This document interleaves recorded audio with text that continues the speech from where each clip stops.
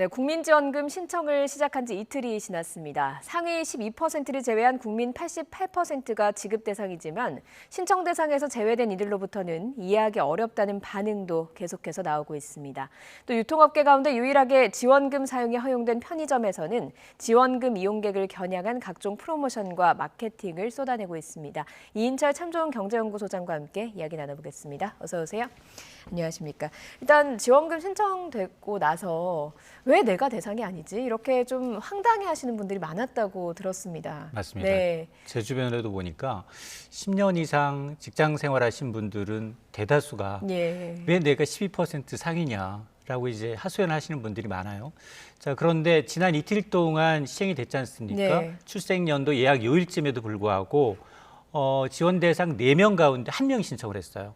총 대상자가 한 4,300여 명, 네. 10,000명 정도 수준에서 이틀 사이에 1,000만 명 넘게 신청을 해서 지급된 금액만 하더라도 2조 6천억 원이 넘습니다. 많은 분들이 신청을 했네요. 그렇습니다. 네. 그래서 이 지급 대상을 가르는 기준이 도대체 뭐냐. 예. 똑같이 매일 똑같은 얘기를 해도 네. 이 기준에 도대체 왜 내가 포함되지 턱걸이를 않느냐. 되는 건지 네. 아니면 그 가이드라인을 조금 웃도는 건지에 대해서 의구심을 제시하고 있는데 일단 지급 대상을 가르는 기준은 올해 6월에 부과된 본인 부담 건강보험료의 가구별 합산액입니다. 예. 물론 1인 가구와 맞벌이 가구의 경우에는 특례를 적용해서 조금의 약간의 이제 우대 혜택을 주고 예. 있습니다. 1인 가구의 경우에는 지난 6월 건강보험료가 17만 원 이하면 대상자인데 연봉을 기준으로 했을 경우 한 5,800만 원 이하라면 예. 지급 대상이고요. 그리고 지금 4인 가구 기준이라면 직장 가입자의 경우 외벌이는 31만 원, 예. 그리고 맞벌이라면 39만 원 이하면 되는데 문제는 뭐냐? 이 건강보험료가 2019년 소득을 기준으로 하다 보니 이게 코로나19 피해 상황이 전혀 반영되지 않았다는 겁니다. 네. 그래서 지금 이의 신청도 본물을 이루고 있어요. 네. 이의 신청이 9월 6일부터 시작이 됐거든요. 네. 11월 12일까지 온라인 국민 신고 국민 신고를 통해서 예. 신고를 받고 있는데 여기도 지금 접속이 잘 안 돼요. 예. 이 국민 온라인 신문고를 통해서 이제 접속하시거나 아니면 행안부를 통해서 전화로 이제 하시려는 분들이 계신데 온라인은 조금 더 순차적으로 될 것으로 보이는데 예. 이렇게 2020년 소득이 2019년보다 현저하게 줄었다. 그리고 이 기준 일자가 올해 6월 말일 기준이기 때문에 네. 그 이후에 출산하거나 아니 해외에서 입국해서 가족 수가 늘어났다. 이럴 경우에는 이의 신청을 통해서 구제를 받으실 수가 있습니다. 민주당도 그래서 이의 신청을 좀 적극적으로 포괄하고 하겠다 이렇게 이야기를 하긴 했는데 일단 이번 국민지원금 좀 세세하게 살펴보면요. 세대주가 한꺼번에 신청을 했던 이전 지원금과는 달리 개별적으로 신청을 해야 되잖아요. 그런데 이 소득이 없는 성인 자녀, 주소지가 다르면 받을 수 있는 줄 알았더니 건강보험 피부양자로 돼 있으면 또 신청 대상이 아니다 이런 이야기가 나오고 있더라고요. 자, 결론부터 얘기하면 이제 세대주인 부모님의 이제 건강보험료가 네. 이제 기준에 부합하면 아무리 학업 때문에 지방에 있는 성인 자녀라 하더라도 예. 개별적으로 신청이 가능합니다. 가능합니까? 네, 개별적으로 신청이 가능하고요. 말씀하셨던 것처럼 지난주에는 뭐 세대주 1명이 신청을 했다고 하지만 올해부터 달라진 점은 성인 자녀라면 개별적으로 신청하고 수령하는 방식이에요. 예. 그래서 2002년 12월 말 이전 출생한 성인이라면 본인이 신청을 해야 하는 게 맞고요.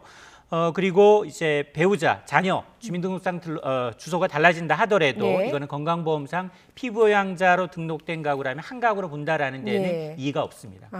예, 알겠습니다. 그리고 장병들, 군인 장병들 과연 받을 수 있냐 없냐 말이 많았는데 일단 받을 수 있고요. 그런데 고립돼 있다 보니까 사용하기가 어렵다. 그러면 어떻게 해야 되냐 이런 이야기도 나오고 있거든요. 뭐가 맞습니다. 조금 더 유리합니까? 과거 같으면 사인가족 이제 세대주가 신청을 했다면 예. 군에 간 자녀를 부모님이 대신 신청해 줄 수 있었는데 지금은 사실 성인은 개인별로 신청하고 수령해라라고 방식이 바뀌다 보니까 네. 이런 문제가 발생을 하고 있습니다. 물론 이제 휴대폰이 지급돼 있기 때문에 갖고 있기 때문에 신청은 가능한데 쓸 때가 마땅치가 않아요. 예. 물론 뭐 신청도 부모님을 통해서 위임장 보내고 대리 신청이 가능하지만 절차가 너무 복잡하고요. 코로나 상황임을 감안하면 굉장히 어렵습니다. 그렇죠. 그래서 사실 국민지원금 사용처도 문제예요. 뭐 대부분이 보니까 지난 이틀간 신청했는데 대부분이 신용카드나 체크카드 그렇죠. 충전입니다. 네. 90% 이상이. 네. 그런데 지금 국민지원금 사용처가 주소지 내에 지역사람 상품권 사용처랑 똑같거든요. 네. 그러면 PX는 될까요, 안 될까요? 안 됩니다. 안 되겠네요. 네. 네. 국민지원금 특히나 이제 지역사랑 상품권이 이제 사용 불가능하기 때문에 PX에서 군인들이 사용 못합니다. 네. 이러다 보니까 이러면 지금 외출도 자유롭지 못하죠. 그렇죠. 이거 지금 10월 말까지 신청하고 올해 말까지 신청하지 않으면 국고로 환수되는데 네. 이거 어떻게 할 거냐? 네. 대안이 도대체 뭐냐? 네. 갑작스럽게 또 대안을 마련하고 있습니다. 그게 아. 뭐냐면 바로 이제 이분들의 경우에는 지금 신청할 수 있는 게 세 가지예요. 네. 지금 지역사랑 상품권에 이제도 있지만 여기 이제 선불 카드도 있고 신용카드도 있지만 지역사랑 상품권을 지류로 할 경우에 유통기간이 예. 이 기간이 발행일로부터 5년이에요. 5년입니까? 네. 그래서 지역사랑 상품권을 좀 발행하는 게 좋지 않겠느냐라는 얘기는 나오고 있는데 그럼에도 불구하고 예. 복잡하고요. 네. 그리고 지역사랑 상품권을 받게 되면 그 지자체 내에 있는 골목상권에서 그렇죠. 쓰는 네. 거예요. 근데 군복무는 강원도에서 하고 자기 집이 집은 서울이라면 네. 굉장히 쓰기가 복잡하거든요. 그렇겠네요. 자, 이런 것을 좀 면밀하게 네. 좀 국방부나 아니면 행안부가 네. 이제 군인 장병들을 대상으로 해서는 좀 세심하게 배려를 할 필요가 있어 보입니다. 예, 그렇네요. 좀 대책 마련이 필요할 것 같습니다. 그리고 편의점에서도 사용을 할 수가 있잖아요. 그러다 보니까 편의점에서 뭐 신성식품 같이 대형마트에서 파는 그런 물건들을 팔기 위해서 대대적인 마케팅에 나섰더라고요. 맞습니다. 편의점주, 특히나 이제 가맹점주들은 소상공인이거든요. 네. 개인 사업자입니다. 전체 편의점은 99%가 본사가 하고 있지 않은 가맹점이기 때문에 사용 가능합니다. 특수 노리기 위해서 예. 지금 특화된 마케팅 준비 한창인데요. 특히나 이제 이 편의점의 강점이라고 할 수 있는 매출이 극대화할 수 있는 가정 간편식 예. 다양하게 하고 있죠. 또 추석 앞두고 과일, 신선식품 강화하고 예. 있습니다. 네. 여기에다가 일부 편의점은 지난해 재난지원금의 매출 분석을 통해서 고객들이 많이 찾는 품목. 지난해 스테이크가 많이 팔렸다 이러더라고요. 그렇습니다. 네. 그러면서 1+1, 네. 2+1 할인 마케팅을 강화하고 있어요. 그리고 여기에다가 일정 금액 이상을 사용할 경우 참여할 수 있는 이벤트까지 뭐 여기에는 뭐 명품 항공권까지 등장을 하고 네. 있어서 이 주고객층이 누구냐? 편의점은 사실 밀레니엄 세대, MZ 세대거든요. 예. 이들을 타겟으로 한 마케팅이 한창입니다. 예, 알겠습니다.